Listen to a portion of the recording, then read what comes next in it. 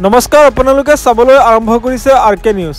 এই মুহূৰ্তত 2025 বৰ্ষৰ মেট্ৰিক পৰীক্ষা দিয়া লাখ লাখ ছাত্ৰ ছাত্ৰীৰ বাবে দিবলৈ লৈছোঁ গুৰুত্বপূৰ্ণ খবৰ।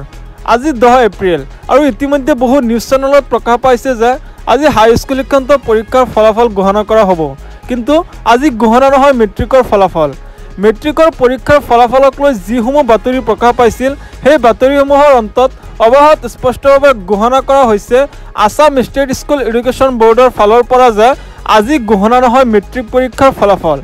একাংশ নিউজ চেনেলত প্ৰকাশ পাইছিল যে আজি ঘোষণা হ'ব মেট্ৰিকৰ ফলাফল, কিন্তু আসাম ষ্টেট স্কুল এডুকেশ্যন বোৰ্ডৰ ফালৰ পৰা এতিয়াও কোনো ধৰণৰ নিশ্চিতি নাই যে কেতিয়া ঘোষণা কৰিব মেট্ৰিক পৰীক্ষাৰ ফলাফল।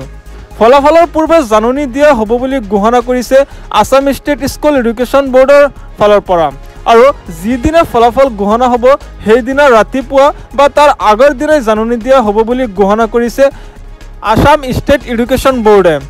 যেতিয়া নোটিছ দিব তেতিয়াই ঘোষণা কৰিব মেট্ৰিকৰ ফলাফল। মই পুনৰবাৰ কৈছোঁ, আজি ঘোষণা নহয় মেট্ৰিকৰ ফলাফল।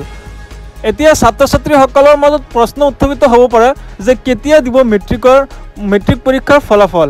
মই ছাত্ৰ ছাত্ৰীসকলক এটা কথাই কৈছোঁ, তোমালোকে পৰীক্ষা দিছা, তোমালোকৰ পৰীক্ষাৰ ফলাফল তোমালোকেই পাবা।